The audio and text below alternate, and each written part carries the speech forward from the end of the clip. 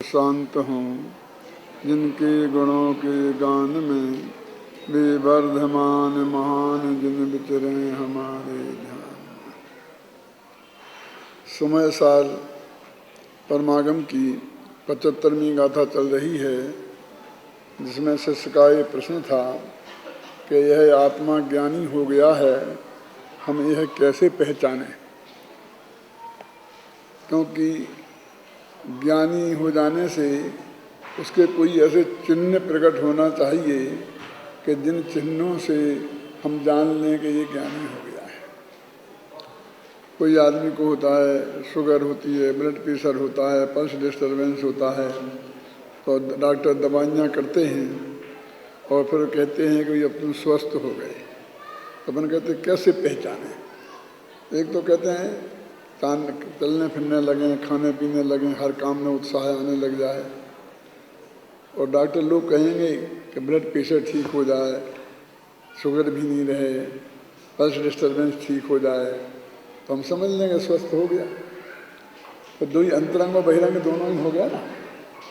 ये सब ठीक हो जाए और उसमें उत्साह आए ही नहीं, शक्ति आई ही नहीं, तो अपन स्वस्थ होना नहीं मानेंगे। ऊपर से कुछ अच्छा भी लगे, लेकिन जब डॉक्टर देखे तो ब्लड प्रेशर बहुत ऊपर नीचे जा रहा है, तो भी डॉक्टर कहेगा तुम्हें भले ही अच्छा लगता हो, लेकिन अभी तुम्हारी बेड रेस्ट है। दोनों ही बातें होनी चाहिए। तो वो कहते हैं कि जब हमें आत्मा का ज्ञान हो गया, सम्मा दर्शन हो गया, ये कैसे जाने। तो उनका कर्म के परिणाम और नो कर्म के परिणाम। अब ये कर्म के परिणाम क्या हैं और नो कर्म के परिणाम क्या हैं।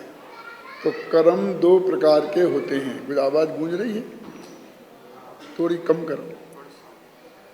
जो ज्ञानावरणादि 8 कर्म है ना, जिन्हें अपन द्रव्य कर्म बोलते हैं, और क्रोध मान माया लोभ मिथ्यात्व, इन्हें अपन भाव कर्म बोलते हैं।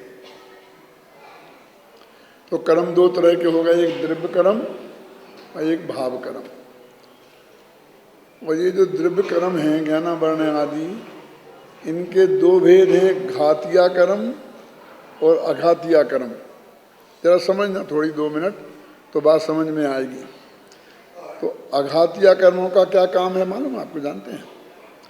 अघातिया कर्मों के निमित्त से अपन को ये बाहर का ठाट बाट, बाहर के संयोग मिलते हैं। शरीर है, हवा पानी है, स्त्री पुत्र मकान जायदाद रुपया पैसा नगर देश गांव, ये सारी दुनिया जिसे ये हमें अघातिया कर्मों के उदय से मिलती है, अथवा ये मिलती है तो उसमें अघातिया कर्म का उदय निमित्त होता है। इसलिए इनको बोलते हैं नो कर्म। ये कर्म के उदय से प्राप्त हुए ना, कर्म की संतान है। तो ये कहते हैं नो कर्म। नो माने जानते क्या होता है? नो माने ईसत, छोटा, किंचित, थोड़ा। जैसे अपन कहते हैं ना, ये बड़े सेठ जी हैं और ये छोटे सेठ जी हैं, तो ये नो कर्म, छोटे सेठ जी है ना। ऐसा नहीं करना भाई, जो तुम वहाँ अपने वहाँ चतुराई कर, यहाँ नहीं चला, यहाँ ठीक है।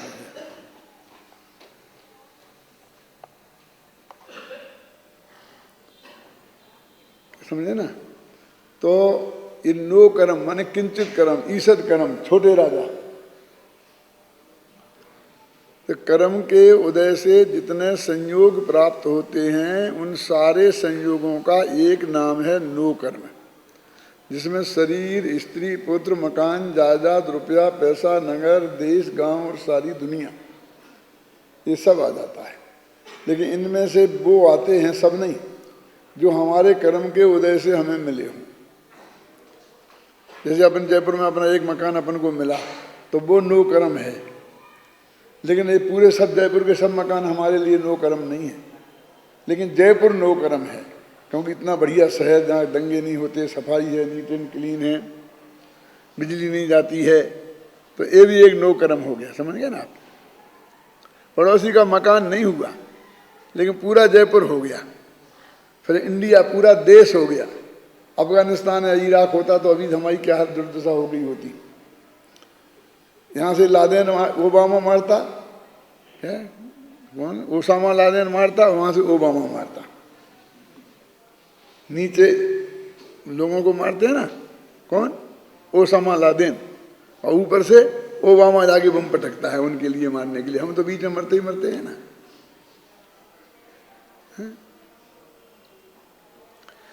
तो जो जिनमें हमारा कर्म का उदय निमित्त है, अच्छे बुरे संयोगों में, उन सब का एक नाम क्या है? नो कर्म। बस नो कर्म की सबसे सरल और सहज परिभाषा है ये। और एक भाव कर्म क्या है कि वो जो घातिया कर्म हैं, उनके उदय से हमें मोह राग द्वेष के भाव होते हैं, अज्ञान होता है, असंयम होता है, कसाय भाव होते हैं, उन सब का नाम है भाव कर्म। तो वास्तव में ये 8 कर्मों में से 4 कर्मों के उदय से प्राप्त होने वाली चीज़ों को नो कर्म कहते हैं, और 4 कर्मों के उदय से प्राप्त होने वाली चीज़ों को भाव कर्म कहते हैं। अब 3 कर्म हो गए, भाव कर्म, द्रव्य कर्म और नो कर्म। बहुत काम की चीज़ है भैया ये, पूरा समय सार समझने के काम आएगी शुरू से अंत तक। यानी सारी दुनिया को जिनसे भिन्न हमें अपने आत्मा को समझना है ना, वो इनमें आ गया।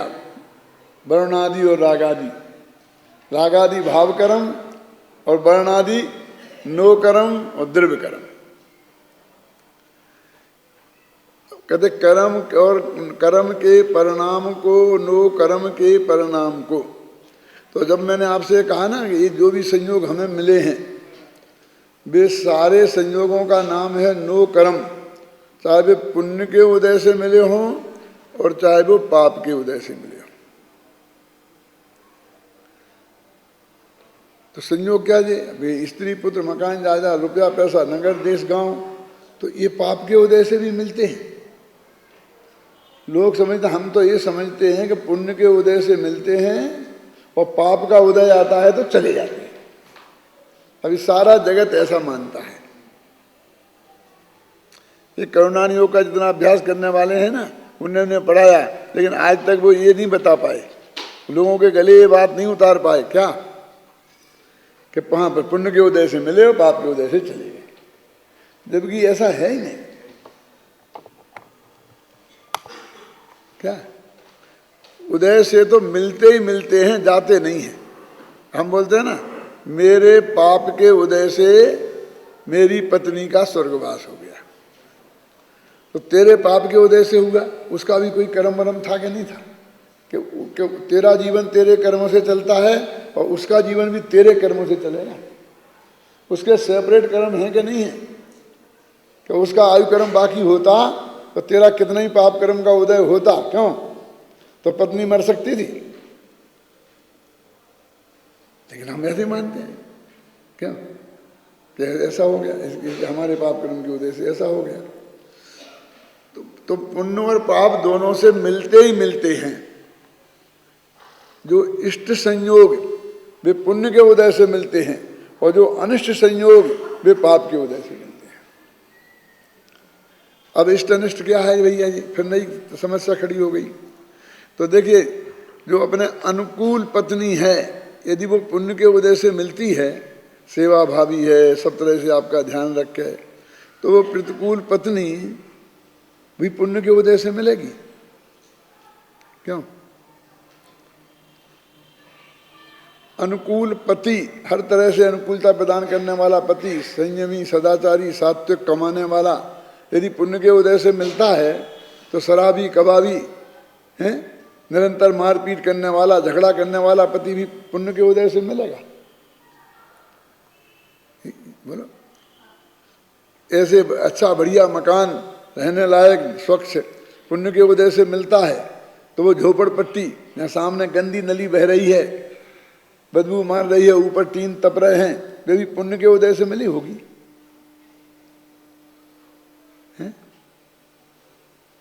है ना? अनुकूल और प्रतिकूल दोनों तरह के संयोग हैं ना इस जगत में। अनुकूल पुत्र सब लगा लेना है, मैंने 2 उदाहरण देके बता दिए। अनुकूल देश, जैसे भारत जैसा पवित्र देश है, मान लिया है ना कि आप कम से कम इतनी पवित्र और इतनी आज़ादी तो है ही कि कि आप शुद्ध सात्विक जीवन से यहाँ रह सकते हो और आप शांति से अपना धर्म साधन कर सकते हो। अभी कम से कम ऐसे संयोग हमारे लिए प्राप्त हैं। हमें कोई आके ये नहीं कहता कि जबरदस्ती तुम रात को खाओ, कि तुम आलू जमीकंद खाओ, कि तुम मांस मदिरा खाओ। कोई हमें जबरदस्ती खिला नहीं सकता। और हम नहीं खाएं तो भी हमारा जीवन बहुत शांति से निकल सकता है। क्यों? हम 10 घंटा यहाँ बैठ के अपना स्वाध्याय करें, तत्व चर्चा करें, उपदेश देवें, अपने गांव मंदिर बनाएं, स्कूल बनाएं, पाठशालाएं चलाएं, तो कौन रोकता है? बोलिए। जाओ किसी पाकिस्तान मुसलमानी देश में, दुबई जाओ ना, दुबई, एक किताब ये समय साथ नहीं ले जा सकते आप। एक किताब मुश्किल से ले जा सकते, तो आपकी पढ़ो बस आप। बाकी वहां पे देखने के हमें ले जाना किताबें और वहां पर जाकर बांटेंगे, बेचें, नहीं चल सकती है। वहां मंदिर नहीं बना सकते आप।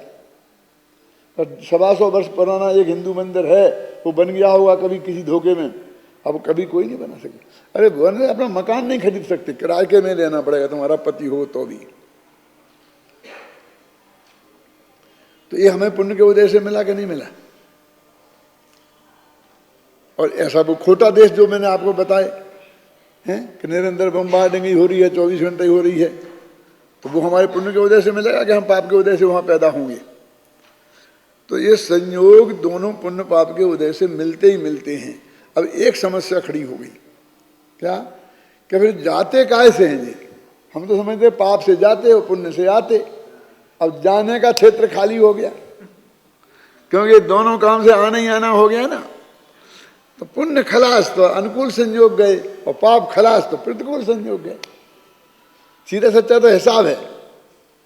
क्यों? जब तक पुण्य का उदय है तब तक ये सारे संयोग तेरे पास हैं, और तेरा पुण्य खलास हुआ एक क्षण में, है ना? करोड़पति से रोड़पति होते देर नहीं लगेगी, है ना? हजारों उदाहरण ऐसे आपको मिलते हैं कि नहीं मिलते हैं? तो पाप पुण्य, पाप के खलास होने पर, पुण्य के खलास होने पर अनुकूल संयोग चले जाते हैं, और पाप के खलास होने पर प्रतिकूल संयोग चले जाते हैं। ख्याल में है ना? इसलिए यहां कहते हैं कि ये सब, इन सब संयोगों का नाम है नो कर्म। जितने संयोग हैं वो सब नो कर्म, वो सब अघातिया कर्म का खेल है। और देखो पुण्य पाप का भेद सिर्फ अघातिया कर्मों में होता है। घातिया कर्म तो सब पाप ही पाप है। बहुत खतरनाक बात मैं आपसे कहता हूं, मोक्षमार्ग प्रकाशक में है, किसी का ध्यान नहीं जाता है कि ये जो संयोग बाहर के मिले तो पुण्य पाप का फर्क हो गया, लेकिन घातिया कर्म तो पाप ही पाप हैं, और उनके वजह से मोह राग द्वेष के परिणाम होते हैं। तो वे तो पाप के ही उदय से हुए। क्यों? अब देखो, मोह राग द्वेष का परिणाम सोचना, बहुत खतरनाक बात है जरा, कि अपन को जो शुभ राग हुआ, मंद राग हुआ, है ना, ये पुण्य के उदय से होगा कि पाप के उदय से होगा?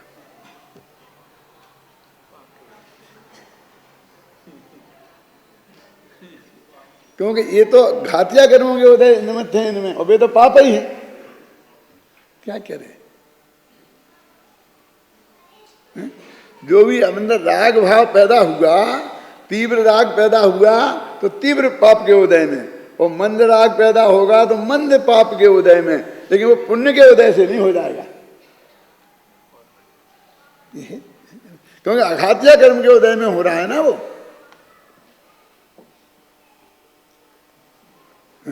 अरे भाई साहब, वो शुभ कहाँ है? वो राग शुभ कहाँ हो सकता है? वो तो शुभ कार्य में लगता है, और भविष्य में वो पुण्य बंध का निमित्त बनता है, इसलिए उसका नाम शुभ है।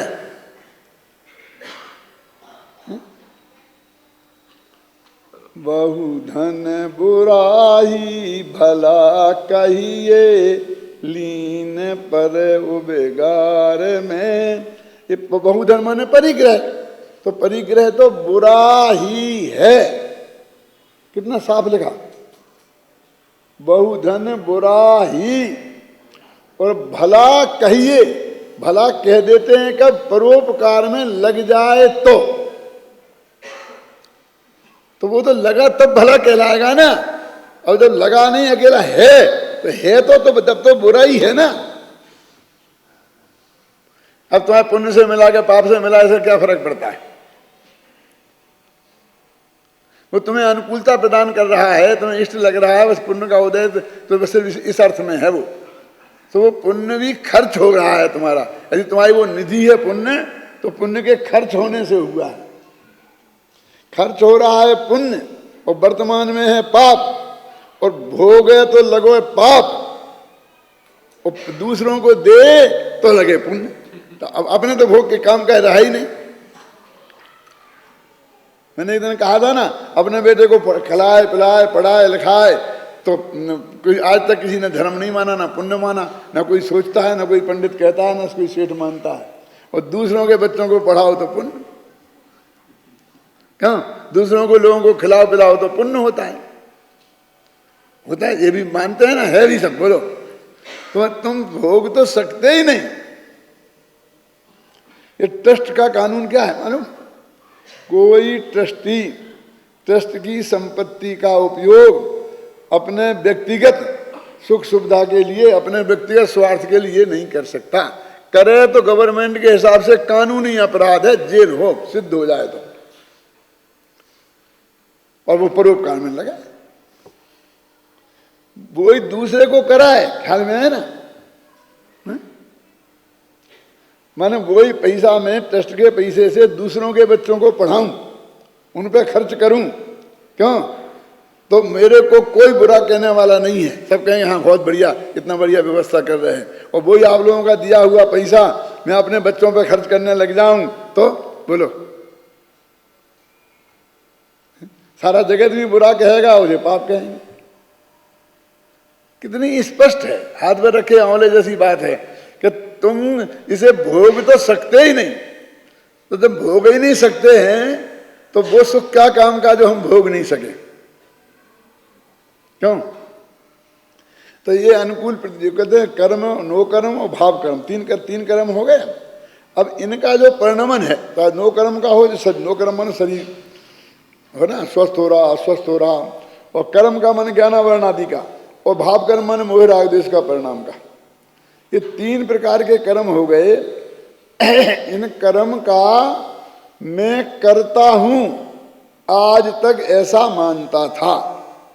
मैं करता हूं कर्म का, वो कर्म है मेरा कर्म, ऐसी मिथ्या मान्यता है मिथ्या तो अधर्म। देखो, तो इन कर्मों का कर्ता मैं नहीं हूं, ऐसा जानने का नाम ज्ञान है।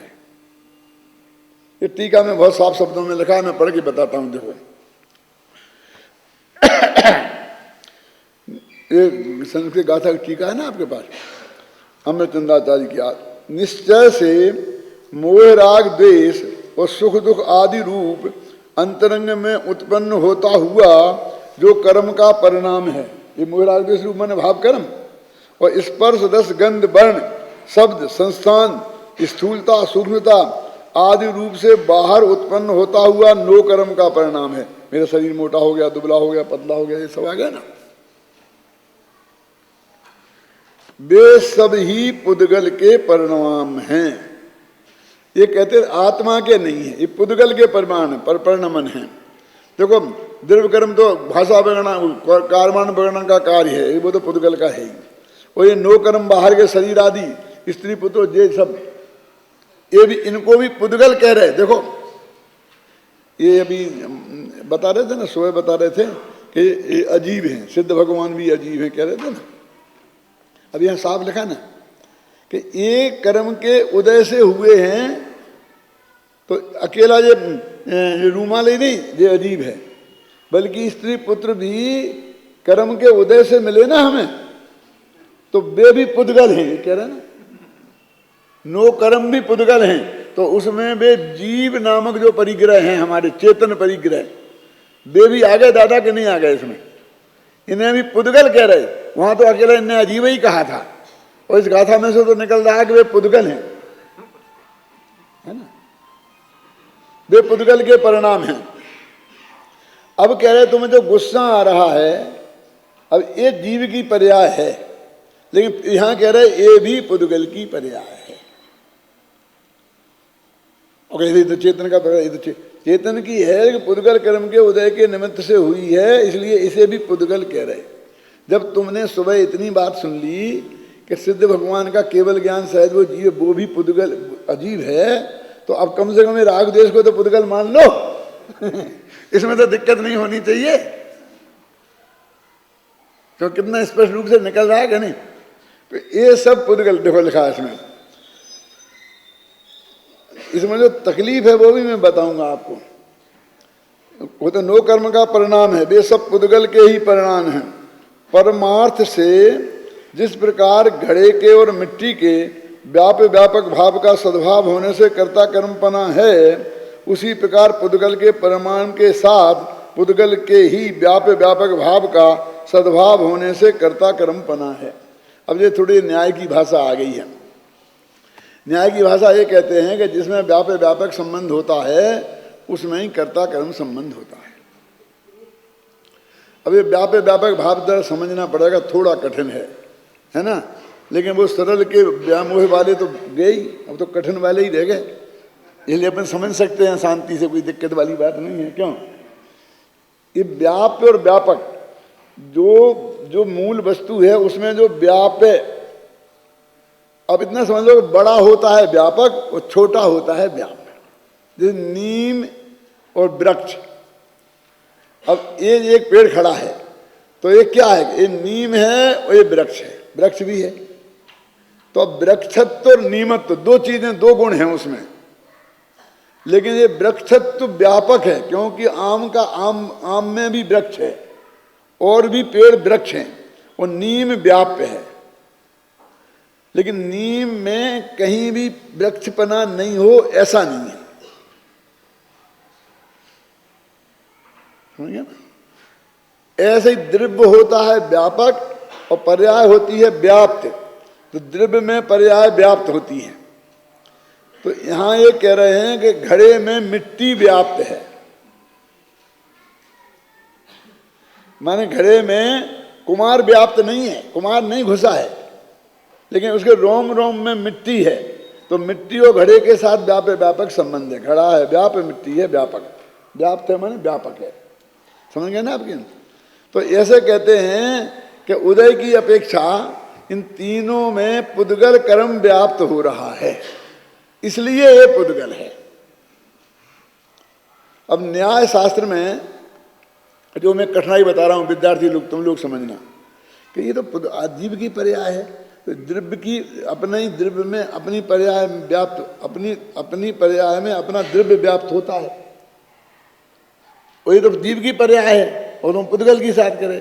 तो न्याय शास्त्र का एक नियम है कि अन्वय और व्यतिरेक जहां घटित हो जाए उसे व्यापक संबंध मान लेते हैं। ये जो आपको भी कभी दिक्कत होती होगी, तो यहाँ कोई मिट्टी में, वो घड़े में है, कुमार में, अब यहाँ तो ये कुमार है, माने ये तो जो राग है वो तो आत्मा की पर्याय है ना। तो वो कहते हैं ऐसा कभी नहीं हो सकता कि हमारे अंदर गुस्सा आवे और क्रोध कर्म का उदय ना हो।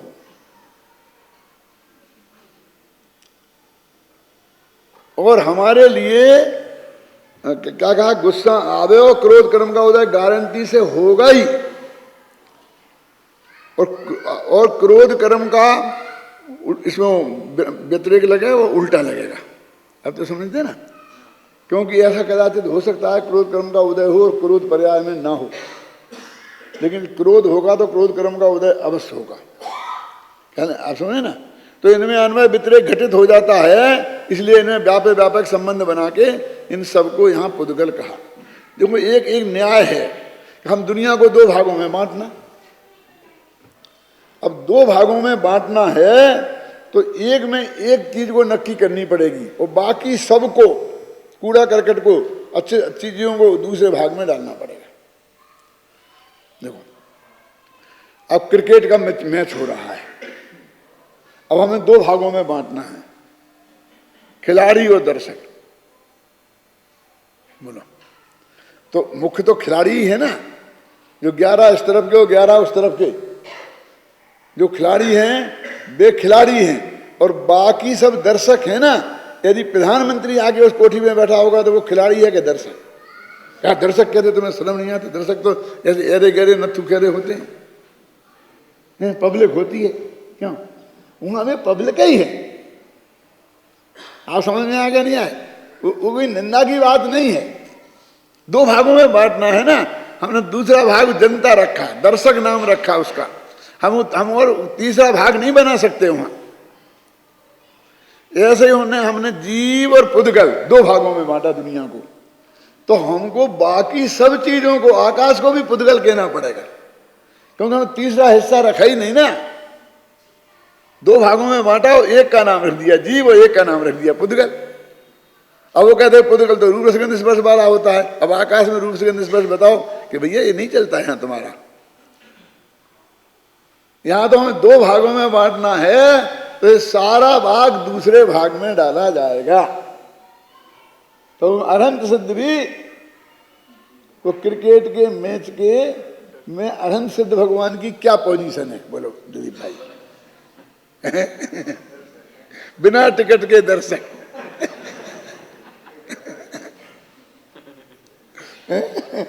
टिकट नहीं लिया, वो देख रहे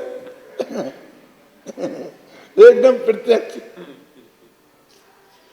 तो तुम इसमें बहस नहीं करो, क्योंकि हमें 2 भागों में बांटना है। तो ये तो भागों में बांटा, तो ऐसा क्यों बांटा कि एक भाग में अपने आत्मा को रख लिया अकेले को और एक में सारी सब चीज भर दी, कि हमें जिससे प्रयोजन है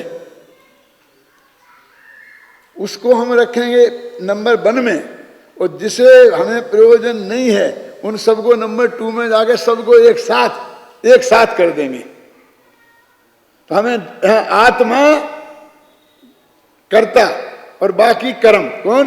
ज्ञानावरणी, दर्शनावरणी, द्रव्य कर्म, नो कर्म और भाव कर्म। अब ये तीनों हो गए ना। तो यहां ये कहते हैं हमें इनकी पृथकता सिद्ध करनी है। तो इनका कर्ता आत्मा नहीं है, हमें तो ये बताना है, बस खत्म। क्योंकि हमारा उद्देश्य तुम्हें निश्चिंत करना है कि तुम्हारे माथे ये बोझा नहीं है कि हमारे माथे ले कौन करेगा, तुम्हें क्या लेना देना। क्यों? तुम निश्चिंत रहो, ये तुम्हारा काम नहीं है कि दादा वो तो ठीक है लेकिन मुझे बताओ तो करेगा कौन? कि तुम्हें क्या करना था, तुम्हें नहीं करना, तुम्हें फ्री कर दिया ना, तुम्हें फ्री कर दिया ना कि मैं ऐसे फ्री होने वाला नहीं। मुझे बताओ कौन करेगा? क्यों? कि कोई करेगा, चलो भगवान करेगा, कोई करेगा, तुम्हें क्या मतलब? तो ऐसे ही कहते हैं कि ये आत्मा इनका कर्ता नहीं है। तो वो कहते हैं हमें तो ये बताना है कि तुम्हारे माथे पे बोझा मत रखो। क्या? और ये क्या कहता है कि तुम कर्ता बताओ। तो कहते जाओ भैया पुद्गल है, अब बता, ठीक है, अब बहस मत कर, हमने बता दिया है तेरे को नाम कि मैं करूंगा, चल ये करेगा, अब ठीक है। कहीं वो ठीक नहीं कर पाएगा, अभी तेरा काम नहीं है, तू जा। माने उसमें बहस नहीं चलती कि एक केस में नियम नहीं है, रूप रसगंध स्पर्श वाला नहीं है, ये नहीं है, वे नहीं है। हमारी पुद्गल समस्या थोड़ी है, हमारी तो जीव की समस्या है। देखो इसमें मैंने लिखा है, देखो क्या है, देख के बताता हूँ। ये निकालो, आपका पेज नंबर 150 है पीछे, तुम्हारे पास समय सार है? नहीं तो वो अनुशीलन है ना, उसमें वो निकालो इस आत्मा का जो है पद्यानुवाद हिंदी का, कलश का कर्तृत्व भार से शून्य शोभायमान, सबसे नीचे की 2 पंक्तियां, 49 नंबर के कलश में सबसे नीचे की 2 पंक्तियां, कर्तृत्व भार से शून्य शोभायमान पूर्ण निर्भार मगन आत्म स्वभाव में। तो कर्तृत्व भार से शून्य नहीं होगा तो आत्म स्वभाव में निर्भर होकर मगन नहीं हो सकेगा। मिला? मैं बबलू मिला है ना? निर्भर होना है ना तेरे को है? कि नहीं साहब मैं तो देखूंगा काम ठीक हो रहा है, आपने उन्हें संभला दिया, ठीक है कोई बात नहीं, आपकी मर्जी, लेकिन मैं देखूंगा। तो तुम भार तो छोड़ना ही नहीं चाहता, तू देखने का भार रखना चाहता है, तू जानने का भार रखना चाहता है। तो कहते हो हम कोई जरूरत नहीं है, तुम अपना काम करो। तो कहते हम जानने का निषेध करते हो, हम जानने का तो अधिकार है। अरे तेरे अधिकार को कोई नहीं छीनता है, तो भार को उतार रहे हम। तर्क द्रव्य को आत्मा जाने कि नहीं जाने, हम आपको जानने को निषेध कर रहे हो। अरे हम भार उतार रहे, जानने का निषेध नहीं कर रहे, समझे ना। आत्मा सबर प्रकाशक है, तेरे स्वभाव का निषेध नहीं कर रहे। हम तो तेरे माथे का भार उतार रहे कि वो ठीक नहीं होगा, कि ठीक होगा कि बुरा होगा, इससे तुझे क्या लेना देना। तो कहते ना कर्तृत्व भार से शून्य, तेरे को कर्तृत्व भार से शून्य करना है तेरे को, तब तू निर्भार होके आनंद के स्वभाव में लीन हो पाएगा। अभी तो तुम दुनिया भर का भार लेके बैठा है कि ये गाथा तो ये तेरे को ये बताना चाहती है, कर्तृत्व भार से शून्य करना चाहती है, निर्भार करना चाहती है। कर्तृत्व भार से तेरे को निर्भार करना चाहती है, इसलिए ये गाथा कह रहे हैं कि भाई इनका सबका कर्ता पुद्गल है। हमको बताने की जरूरत नहीं थी, हम ये समझाने नहीं बैठे हैं कि इनका कर्ता कौन है श्रेयांश, हम तो ये समझाने बैठे हैं कि तू इनका कर्ता नहीं है, तेरे माथे पर इनके करने का भार नहीं है, बस इतनी सी बात है। अब तू पीछे पड़ गया क्योंकि बताए बिना तू आगे नहीं बढ़ता है, तो हमने कह दिया पुद्गल। अब तू उस पर बहस करने लग गया, हम बहस करने को तैयार नहीं है उस पर। क्यों? तू गला पकड़ा तो कहते हैं वो न्याय शास्त्र में अन्वय व्यतिरेक घटित हो जाता है, वहां व्यापक व्यापक भाव मान लिया जाता है। अब तो यहाँ व्यापक व्यापक भाव पुद्गल में उसके साथ है कि नहीं है, वो मुद्दा नहीं है। हम भटक गए। हमारा मुद्दा है कि आत्मा ना द्रव्य कर्म का करता है, ना भाव कर्म का करता है, ना नो कर्म का करता है। ऐसा मान के उसके कर्तृत्व के भार से मुक्त होकर ये आत्मा ज्ञानी भूता परिणमति, ज्ञानी होकर परिणमित होता है। वो भार से मुक्त हुआ है, ज्ञानी होकर परिणमित हुआ। मालूम इसमें ऐसा प्रश्न किया है, आगे आपने पढ़ा होगा, ये पढ़ना 10 पेज लिखे मैंने इसमें, शायद 10-12 पेज इसमें। तो उसमें एक ऐसा प्रश्न किया है कि ठीक है बस मैंने इसको जान लिया, देखो किसको, कि ये आत्मा इसका कर्ता मैं नहीं हूं और इसका कर्ता पुद्गल है, इसको जान लिया तो फिर मुझे आत्मा का अनुभव हो जाएगा, फिर मुझे आत्मेंद्रिय आनंद की कण का जग जाएगी, समय दर्शन हो जाएगा। तो कहते नहीं, तो फिर काय को क्या भार से मुक्त कर रहे क्यों? आत्मानुभूति, जब तू निर्भर होगा तो गारंटी से आत्मा की अनुभूति करेगा। तो फिर जाएगा कहां? तेरे उपयोग को कहीं आश्रय ही नहीं रहा, तेरे उपयोग को कहीं जाने का रस ही नहीं रहा। क्यों? अब मैं आप सबसे पूछूं कि आप कहाँ जा रहे कल, कि सब फला जा रहे, फला जगह जा रहे, फला जगह जा रहे, फला जगह जा रहे, और मैं दिलीप भाई आप कहाँ जा रहे? कहीं नहीं। तो कहाँ रह रहे? ऐसा कोई प्रश्न आज तक किसी ने किया है? कहीं नहीं जा रहे तो अपने घर में रह रहे।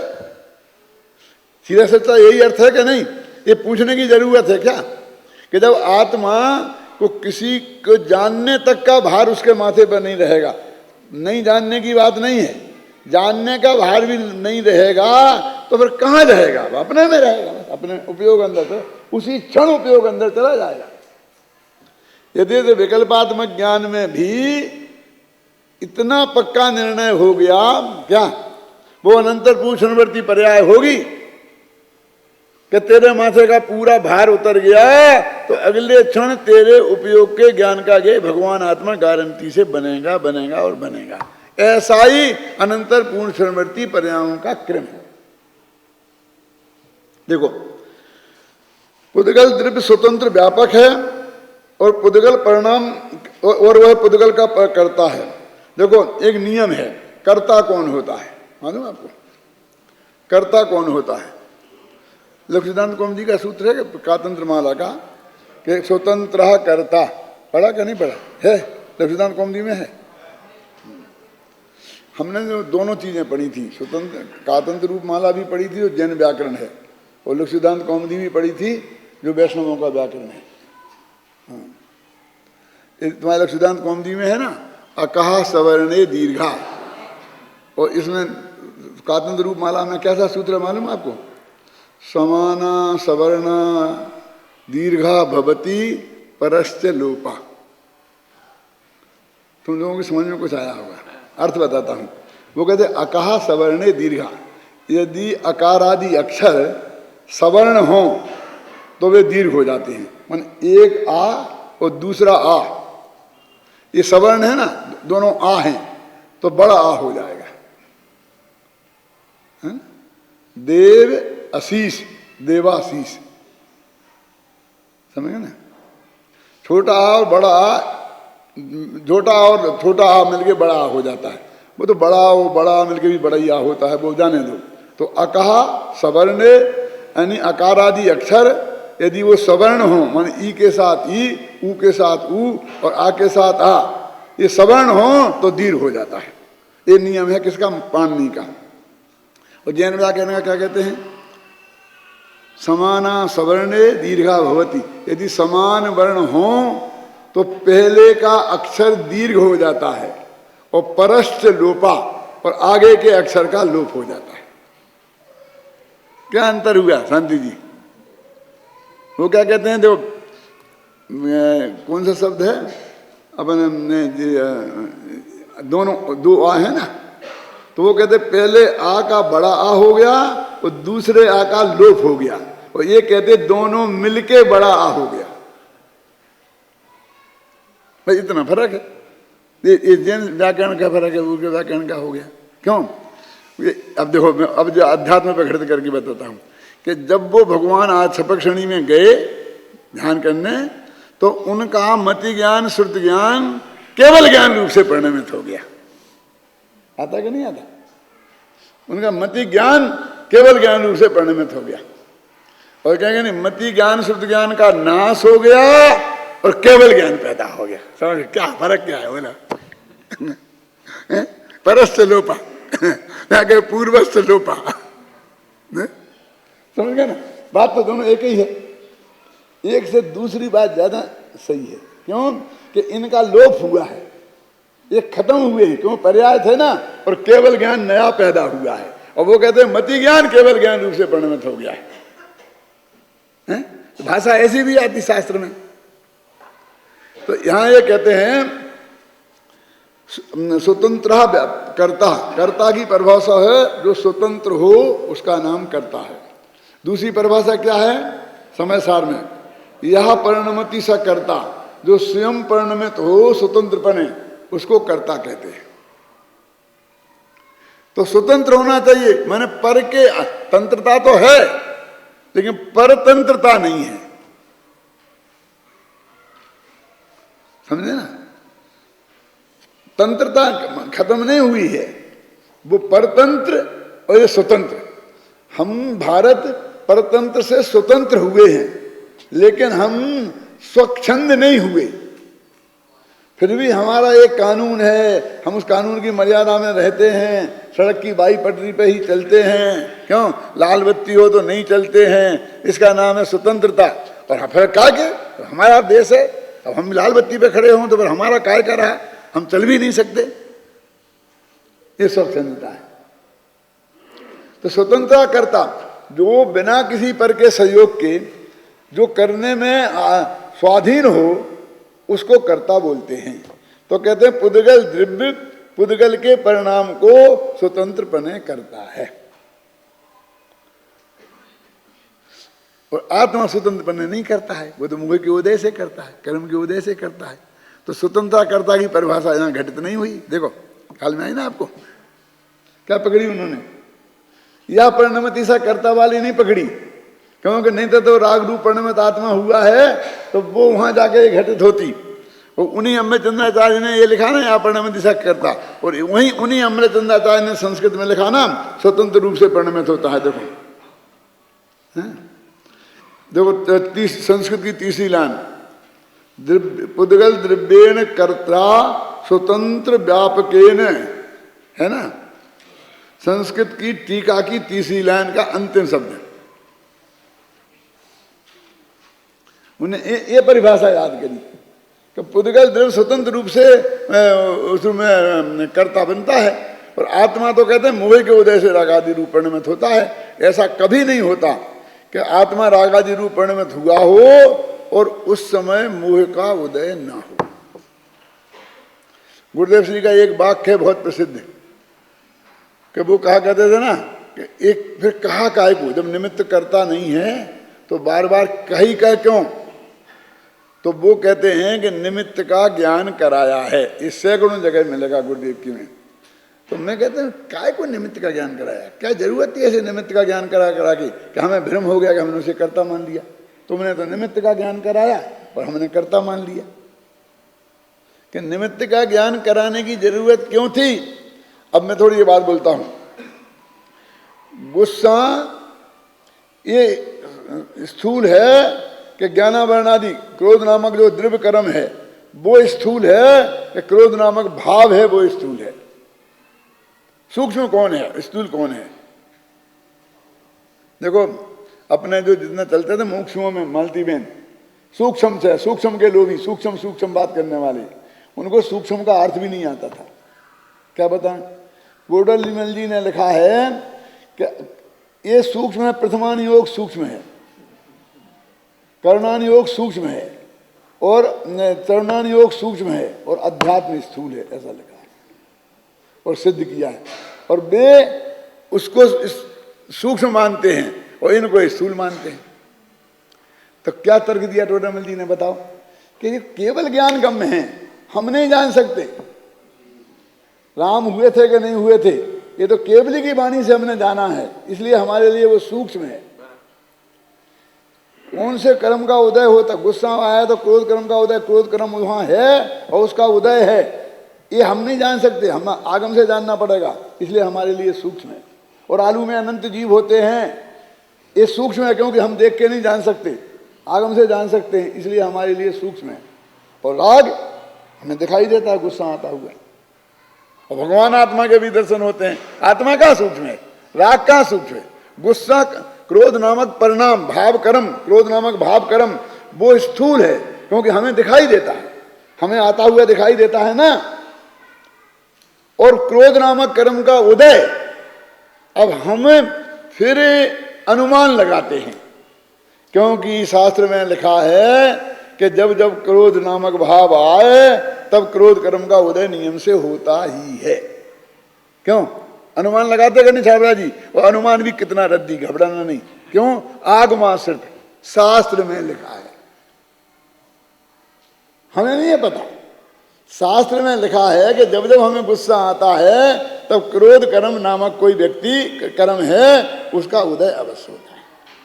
तो उसका ज्ञान कराया, कहते हैं क्रोध कर्म के उदय से क्रोध होता है।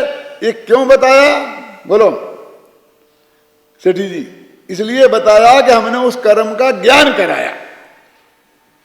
अब समस्या है ज्ञान कराने की क्या जरूरत है? मुफ्त में परेशान कर रहे हैं। इसलिए जरूरत है कि तुमने ये माना, तुमने गाली दी इसलिए गुस्सा आया। तुम्हें बताया कि मूर्ख, इसकी गाली देने से गुस्सा नहीं आया तेरे को, कल भी दी थी इसने, तुझे नहीं आया था। यहाँ की क्रोध नामक कर्म होगा, उसके उदय के साथ में इसका अविनाभाव है, ये व्याप्य व्यापक है, और तुम्हारी गाली के साथ में व्याप्य व्यापक नहीं है, अविनाभाव नहीं है। दादा समझ में है ना? तो उसका निमित्त का ज्ञान नहीं कराएं तो इस निमित्त पर टूट पड़ता है तू, इससे शत्रु मान के बैठता है, इसे शत्रु मानता है तो झगड़ा खड़ा हो जाता है। तो उधर से उपयोग हटाने के लिए इधर के निमित्त का ज्ञान कराया। फिर अब इस पे भिड़ गया, मैं कर्म को देखूंगा, देख तो सकता नहीं कुछ तुम। तो कहा भैया तेरे उपादान में ऐसी ही योग्यता थी, इसलिए वो पढ़ो कर्म वरम का वो तुम निमित्त मात्र है। फिर निमित्त नहीं है, नहीं कहा निमित्त मात्र कह के तेरी उपादानगत योग्यता में ही ऐसा था, उससे ही हुआ। तो ऐसा जब अपने पे आता है तो ये शांत हो जाता है, ये नियम है इसका। जैसे वो एक गिलास का, कांच का गिलास है ना, नौकर के पैर की ठोकर से फूटे तो कितना गुस्सा आता है? क्यों? हम पूछते बच्चे से, तूने तोड़ा, तूने तोड़ा, नौकर तूने तो, मैंने नहीं तोड़ा, मैंने नहीं तोड़ा, मैंने नहीं तोड़ा। तो पत्नी से पूछते हैं तो भाषा बदल जाती है, क्यों तुमसे तो नहीं टूट गया?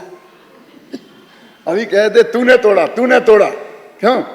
और पत्नी से आते ही तुमसे तो नहीं टूट गया, कि नहीं नहीं मेरे से नहीं टूटा, तुम्हीं से टूटा है, अभी आज तुम्हारे पैर की ठोकर लगी है। अच्छा अच्छा उठाओ उठाओ जल्दी उठाओ। वो कहाँ गया क्रोध? वो क्रोध कहाँ गया बोलो? यदि कोई दूसरा मालूम पड़ जाता तोड़ने वाला तो फिर बढ़ता वो, और जब अपने पे आई कि मेरे से ही टूटा है तो बराबर सफाई करो सफाई करो सफाई करो सफाई करो, बहुत पुराना हो गया था, अब नए आ जाएंगे। ये तर्क ख्याल में आने लगता है। जब अपने पे आती है तो क्रोध शांत हो जाता है। इसलिए निमित्त का ज्ञान कराया और फिर वहां उपादान का ज्ञान कराया, उसकी एक पद्धति है।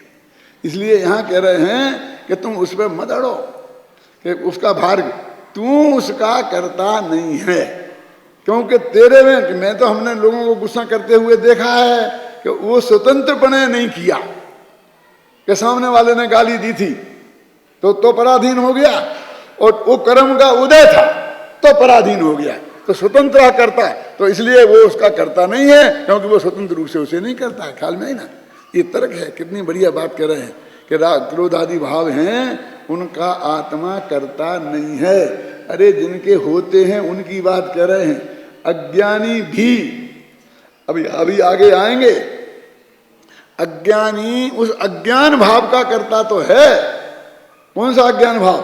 कि करता है तो नहीं, वो मानता है कि मैं करता हूं, इस अज्ञान भाव का करता तो है अज्ञानी। और ज्ञानी के भाव है ही नहीं, तो ज्ञानी तो ज्ञान भाव का करता है। कौन सा? कि वो जानता है कि मैं इसका करता नहीं हूं, इस ज्ञान क्रिया का करता ज्ञानी है। ये इस गाथा में बताया जा रहा है।